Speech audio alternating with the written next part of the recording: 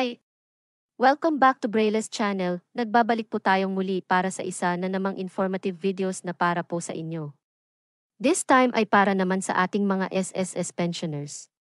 Dahil isa na namang good news po ito sa lahat ng ating pensioners dahil mas maaga nyo nang matatanggap ang inyong February pension at ang nalalapit na releasing ng mga second batch para sa buwan ng January. At hindi lamang yan. Ibabahagi din po natin ang latest update ng ating second tranche. But before po tayo mag-start sa ating topic, kung bago ka pa lang sa aking channel, please do kindly subscribe, like, and share na din sa ating mga kaibigan, kaanak o kapwa po natin pensioners, and please do share na din po sa ating mga social media accounts para mas marami pa ang makaalam. With no further ado, let's begin na po sa ating topic. Good news to all SSS pensioners. Maagang release ng SSS pension for the month of February. At ang nalalapit na releasing ng mga second batch pensioners. Plus ang latest updates po natin sa ating second tranche as of this date. Buong detalye alamin para sa lahat ng SSS pensioners po natin. Ito na po ang inyong pension schedule para sa buwan ng January for second batch. At ang schedule para sa buwan ng February, ito ay base pa rin sa SSS Circular Guidelines 2020-024 para sa releasing schedule of pensions. Para sa mga datihan na ay alam na nila ang schedule, but para sa mga bago pa lamang ay nahahati po ito sa dalawang category. Ang mga first batch pensioners na ang contingency ay nasa 1st to 15 day of the month, at ang mga second batch pensioners naman ay ang mga nasa 16 to 31 day of the month. Ang lahat ng mga first batch pensioners ay matatanggap ang kanilang pension tuwing ika-first day of the month, at ang mga second batch pensioners ay matatanggap ang kanilang pension tuwing ika-16 day of the month. Ito ay mapapaaga lamang kung tumapat ang nasabing schedule sa holiday or weekends. Unahin po muna natin ang paparating na pension release para sa second batch pensioners para sa buwan ng January. Ito po ay matatanggap nyo na this January 16 Huwebes, since ito ay hindi naman tumapat sa weekends or holiday kaya as is pa rin ang inyong schedule. Ang next naman ay para sa buwan ng February. Good news po ito dahil mapapaaga na naman ang releasing ng inyong pension both first at second batch. Just take a look on February calendar ng 2025. Dito ay makikita nyo na ang February 1 ay tumapat ng Saturday kaya alam na.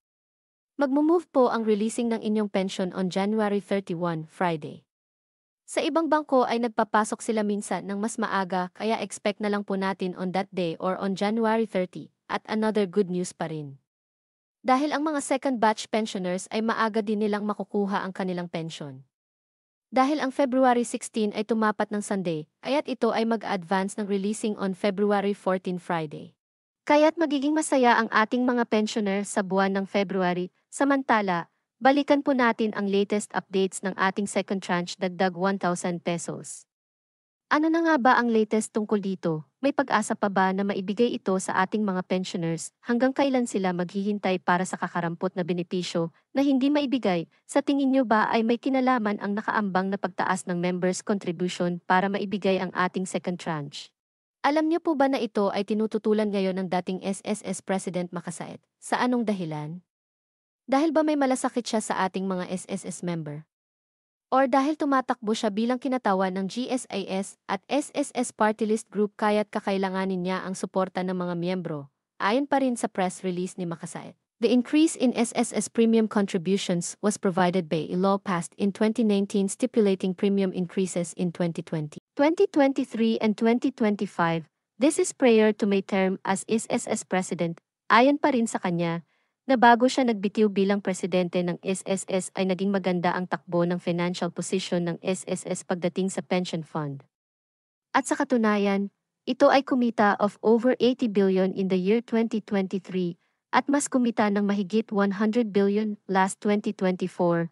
I'm not sure if tama ang analysis po natin kung kumita pala ang SSS last year ng more than 100 billion pesos ay bakit hindi nila naibigay ang second tranche ng mga pensioners. Ibig po bang sabihin ay ito ang nakuha ng gobyerno para magamit sa mga infrastructure projects, supposed to be.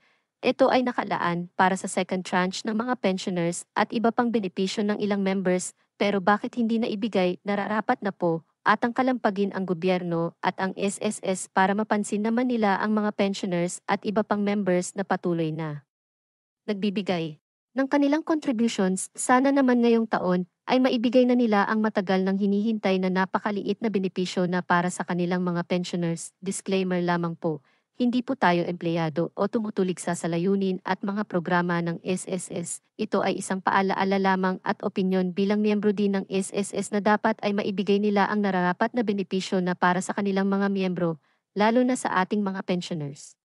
That's it. Congrats in advance po sa lahat ng makakatanggap ng kanilang monthly pension at naway mapansin na ng gobyerno ang dagdag benepisyo ng mga pensioners.